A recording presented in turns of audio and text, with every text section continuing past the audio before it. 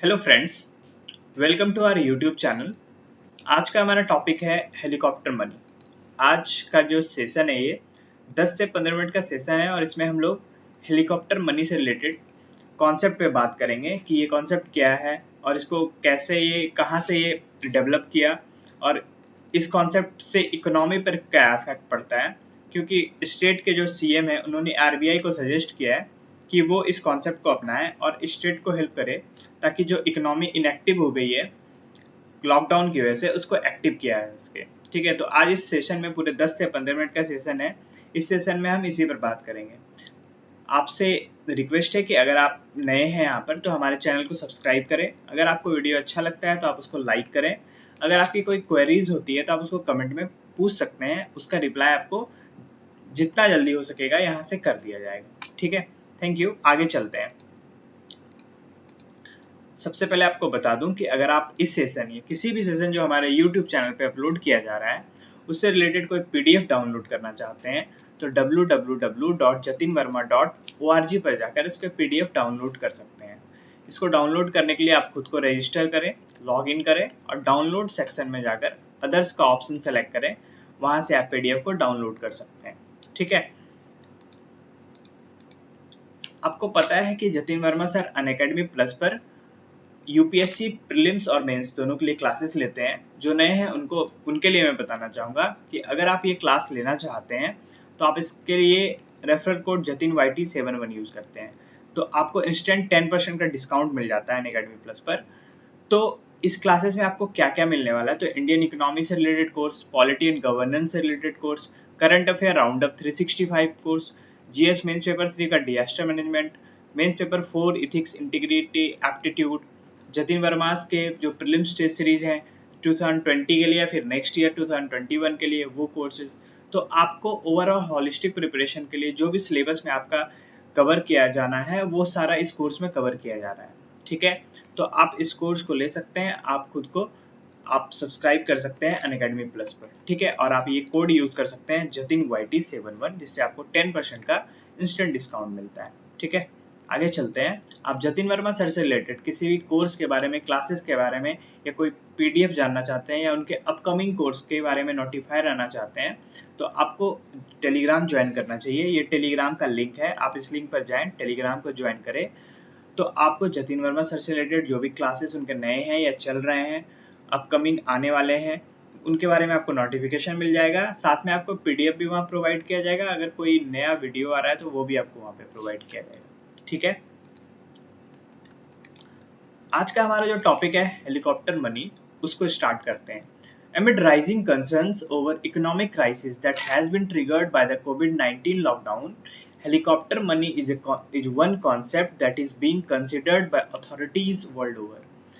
क्योंकि economic crisis ऐसे काफ़ी दिनों से इकोनॉमिक क्राइसिस हमारे इंडिया में चल रही, ग्लोबल स्लोडाउन है उसकी वजह से भी, और कोविड का एक क्राइसिस आ गया, उसकी वजह से लॉकडाउन है काफ़ी 3-4 मंथ से कंट्री, तो इसके वजह से इकोनॉमिक क्राइसिस है, इकोनॉमिक स्लोडाउन है।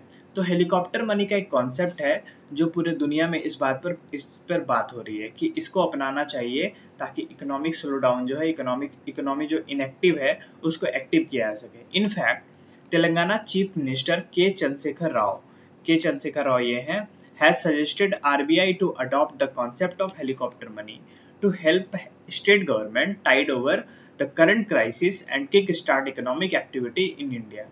तो तेलंगाना के चीफ मिनिस्टर ने आरबीआई को सजेस्ट किया है कि वो इस कॉन्सेप्ट को अडॉप्ट करे, स्टेट गवर्नमेंट को हेल्प करे जो करंट क्राइसिस है उसमें, और इकोनॉमी को एक्टिव करने के लिए उनकी मदद करे इंडिया में। ठीक है, सबसे पहले तो थ्योरेटिकल जान लेते हैं कि ये क्या है, हेलीकॉप्टर मनी क्या है। तो हेलीकॉप्टर मनी एक अनकन्वेंशनल मॉनेटरी पॉलिसी टूल है। ऐसा नहीं है कि इसको आरबीआई हमेशा यूज करती ही है, लेकिन अनकन्वेंशनल है। ठीक है, aimed at bringing a flagging economy back on track.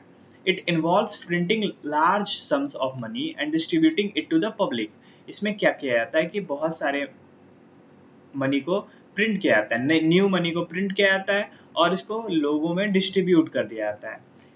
Economist Milton Friedman ने इसको इंट्रोड्यूस्ड किया था 1969 में। बाद में जो है फेडरल रिजर्व के चेयरमैन थे बेन बर्नानके पॉपुलराइज किए थे इसको 2002 में। Economist Milton Friedman introduce the framework for helicopter money in 1969, but former Federal Reserve chairman Ben Bernanke popularized it in 2002। ठीक है, why it is called so, ऐसा क्यों कहते हैं, हेलीकॉप्टर मनी इसका नाम क्यों है, why it is called helicopter money, it basically denotes A helicopter dropping money from the sky. इसका बेसिक मतलब ये, अगर लिटरल मीनिंग में जाए तो इसका मतलब है कि हेलीकॉप्टर में से पैसा गिराना।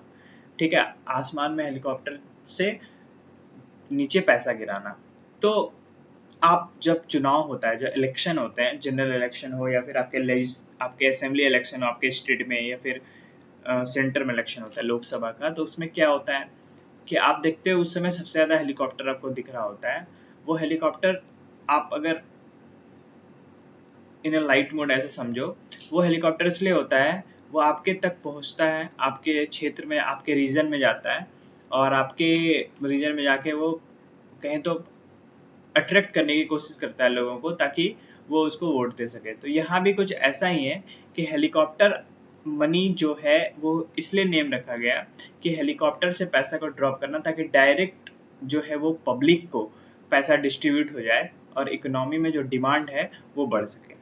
Friedman use the term to signify, Friedman ने इस टर्म को यूज किया किस, इसका unexpectedly dumping money onto a struggling economy with the intention to sock it out of a deep slump. मतलब एक्सपेक्ट नहीं कर रहे हैं और उसमें एक इकोनॉमिक जो स्लो डाउन है या इकोनॉमिक स्ट्रगल कर रही है उसमें मनी को डंप कर देना विद द इंटेंशन, इस इंटेंशन से to sock it out of a deep slump. Under such policy, इस पॉलिसी के अंतर्गत central bank directly increase the money supply, एक सेंट्रल बैंक गवर्नमेंट के through directly increase the money supply को directly increase कर सकती है, distribute the new cash to the population with the aim of boosting demand and inflation. क्या करती है वो, न्यू कैश, पॉपुलेशन को नया कैश डिस्ट्रीब्यूट करती है। एम क्या होता है, तो डिमांड को बूस्ट करना और इन्फ्लेशन को बूस्ट करना। ठीक है, इसको समझते हैं ये क्या है। इसमें क्या होता है कि जैसे आरबीआई है तो वो उसके पास लिक्विडिटी को इंक्रीज और डिक्रीज करने के लिए ओपन मार्केट ऑपरेशन है। ठीक है, वो क्या करती है, सिक्योरिटीज, जो गवर्नमेंट सिक्योरिटीज है उसको सेल या बाय करती है। ठीक है, जब वो सेल करती है तो सेल करने के बाद लिक्विडिटी को वो डिक्रीज करती है, मार्केट से मनी को अब्सॉर्ब कर लेती है। लेकिन वो जब बाय करती है तो बाय करने में वो लिक्विडिटी इंक्रीज करती है और मार्केट में मनी को भेजती है। ठीक है, जिससे क्या होता है कि डिमांड और सप्लाई, जो डिमांड और इन्फ्लेशन है उसको बैलेंस किया जा सके मार्केट में। लेकिन जब इससे भी डिफ्लेशन में ऐसा किया जाता है या इन्फ्लेशन में ऐसा किया जाता है, लेकिन जब क्राइसिस इससे भी नीचे चले जाए, रिसेशन की तरफ जा रहा हो, तो इस समय हेलीकॉप्टर मनी जैसे कॉन्सेप्ट को आरबीआई यूज कर सकती है या सेंट्रल बैंक किसी भी कंट्री का यूज कर सकती है। इसमें क्या किया जाता है, इसमें आरबीआई नए नोट को प्रिंट करती है। ठीक है, न्यू कैश को प्रिंट कर देती है। ठीक है, और वो उसको कहाँ दे देती है, वो सरकार को देती है। और गवर्नमेंट जो है, गवर्नमेंट सिक्योरिटीज जो उनका टी बिल है वो आरबीआई को जमा करती है। ठीक है ना, तो आरबीआई क्या करती है, उसको राइट ऑफ कर देती है, सॉरी। राइट ऑफ करने का मतलब है कि या तो इसको डिस्ट्रॉय कर देती है, जला देती है, फेंक देती है, कहने का मतलब इसका वजूद खत्म, गवर्नमेंट सिक्योरिटीज अब गवर्नमेंट को वापस नहीं मिलने वाला है। तो इसका मतलब है कि जो गवर्नमेंट के पास कैश गया है न्यू, वो गवर्नमेंट के लिए न्यू मनी है और इसके ऊपर कोई डेट नहीं है। ठीक है, ना ही इसके ऊपर कोई इंटरेस्ट पे करना है गवर्नमेंट को, ना ही इसके ऊपर कोई डेट है, ना ही इसके ऊपर कोई इंटरेस्ट पे करना है गवर्नमेंट को। ठीक है, ये ध्यान रखना है। तो इस मनी को गवर्नमेंट क्या करती है, तो इस मनी को गवर्नमेंट यूज करेगी। यहाँ पे जो बोला गया है कि न्यू मनी को प्रिंट किया जाता है, सीधे डिस्ट्रीब्यूट कर दिया जाता है पीपल में, ऐसा नहीं है कि प्रिंट जैसे ही पैसा मिलता है गवर्नमेंट को, गवर्नमेंट पैसा लेती है और पैसा लेके जाती है और सबको डिस्ट्रीब्यूट करने लगती है। कहने का मतलब इसको ऐसे चीज़ों पे खर्च किया जाता है, इंफ्रास्ट्रक्चर पे, मनरेगा पे, वेजेज पे, सब्सिडीज पे, इन सब पे खर्च करके जो इकोनॉमी जो स्लो डाउन है उसको पुश किया जाता है, वो एक्टिव हो सके ताकि डिमांड और इन्फ्लेशन बूस्ट कर सके। ठीक है, तो ये छोटा सा कॉन्सेप्ट है इसका। जैसे आप इस इमेज में देख रहे हैं कि गवर्नमेंट को जब पैसा मिल गया तो वो ऊपर से पैसा नीचे गिरा रही है और पब्लिक नीचे ले रहे हैं। तो ऐसा नहीं होता एक्चुअल में, ठीक है, ये आपको समझाने के लिए ऐसा है, लेकिन ऐसा एक्चुअल में नहीं होता। इसमें क्या करती है गवर्नमेंट के जब पास पैसा हुआ हो तो ये पैसा कहाँ वो इन्वेस्ट करती है, तो मनरेगा जैसे स्कीम में जो इंडिया में है, या फिर वेजेज में, या फिर इंफ्रास्ट्रक्चर में, या सब्सिडीज में, जब इन सब पे खर्च किया जाता है तो क्या होता है कि इकोनॉमी में डिमांड बढ़ती है, और डिमांड और इन्फ्लेशन में बूस्ट आता है, जिससे इकोनॉमिक जो स्लो डाउन है वो एक्टिव हो जाता है, ठीक है। प्रोज और कॉन्स क्या है इसके हेलीकॉप्टर मनी के? प्रोज है कि helicopter money does not rely on increased borrowing to fuel the economy. ऐसा बोरो तो करना नहीं पड़ता गवर्नमेंट को, गवर्नमेंट के पास न्यू कैश है तो उस पर रिलाई नहीं करता, which means that it does not create more debt. इसका मतलब ये डेट क्रिएट नहीं करता और इंटरेस्ट नहीं करता, ये अनचेंज रहता है, ठीक है, ना ही इंटरेस्ट में क्रिएट करेगा। यानी ये अगर पब्लिक के पास भी जा रहा है तो ये मनी पर वो इंक्रीज नहीं करने वाला, वो अनचेंज ही रहेगा। अगर गवर्नमेंट 1000 प्रिंट करके 1000 डिस्ट्रीब्यूट 1000 खर्च कर दिया उन्होंने, तो वो 1000 ही रहने वाला है, ठीक है, वो ना ही उसमें डेट आने वाला है, ना कोई इंटरेस्ट आने वाला है। Generally helicopter money boost spending and economic growth more effectively than quantitative easing. जो क्वांटिटेटिव ईजिंग है उसके कंपैरिजन में अगर देखें तो हेलीकॉप्टर मनी बूस्ट करता है इकोनॉमिक ग्रोथ को बहुत तेजी से। क्यों? Because it increases aggregate demand, क्योंकि ये एग्रीगेट डिमांड को बढ़ाता है इमीडिएटली, तुरंत, जो डिमांड है गुड्स का या सर्विसेज का। while government money drops that come from debt might not boost consumer spending. जो गवर्नमेंट का मनी, जो गवर्नमेंट ऐसा मनी ले जो मार्केट में दे या पब्लिक के हैंड में दे, जो मनी किससे आया है? डेट से आया है, ठीक है। Might not boost consumer spending, वो कंज्यूमर स्पेंडिंग को नहीं बढ़ा सकता है, ऐसा भी हो सकता है। Due to debt needing to be repaid, क्योंकि डेट को फिर से रिपे करना है। It is often thought the money finance will stimulate the economy. आगे चलते हैं, इसके कॉन्स क्या है उसके बारे में जानते हैं। Unlike quantitative easing using helicopter money as a tactic is not reversible. ये जो हेलीकॉप्टर मनी का टैक्टिक है इसको रिवर्स नहीं कर सकते। क्वांटिटेटिव ईजिंग में आप क्या करते हैं कि आप रिवर्स भी कर सकते हैं उसको, ठीक है, कि अगर आप OMO कर रहे हैं, ओपन मार्केट ऑपरेशन, तो आप उसमें सेल भी कर सकते हैं, बाय भी कर सकते हैं। लेकिन यहाँ पे क्या है कि आपने जब ने गवर्नमेंट सिक्योरिटी को RBI ने डिस्ट्रॉय कर दिया, तो अब ना वो, अब तो मनी वापस ले नहीं सकती। अब मार्केट में जब गवर्नमेंट ने खर्च कर दिया तो उसको भी वापस लिक्विडिटी को डिक्रीज नहीं किया जा सकता। तो बहुत जो इकोनॉमिस्ट है वो ऐसा बोलते हैं कि ये फिजिबल नहीं है, फिजिबल सॉल्यूशन नहीं है इकोनॉमी को रिवाइव करने के लिए। ये इकोनॉमी को बाद में डेंट देता है, ठीक है, जिससे उभरना काफी मुश्किल हो जाता है। A country's central bank sets its interest rate to reach economic growth target. However, a helicopter drop means that a central bank cannot use interest rate to recover any cost because the money is not linked to a borrowed asset. Instead, the money is given directly to the public.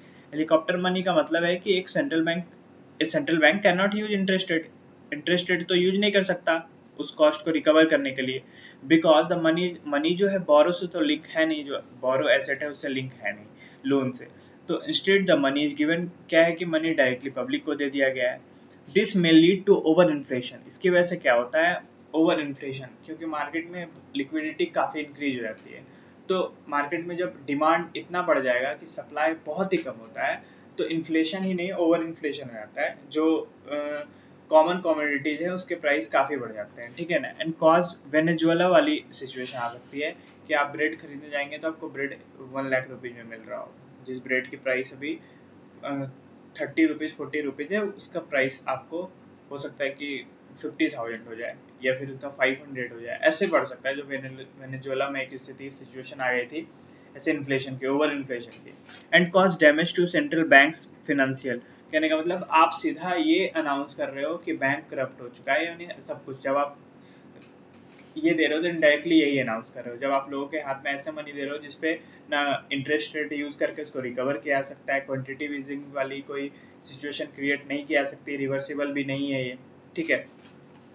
One of the main risks associated with helicopter money is that it could lead to a significant devaluation of currency. अब क्या होगा कि foreign exchange market में जो हमारी currency है उसका devaluation हो जाएगा, क्योंकि मार्केट में हमारी मनी की जो आप उसको बोल सकते हो कि जो नंबर्स हैं वो ज़्यादा हो गए, कहने का मतलब और के कंपैरिजन में हमारा जो मनी है वो इंडियन करेंसी वो ज़्यादा है मार्केट में, तो फिर क्या होगा कि डिवेल्युएट कर जाएगा।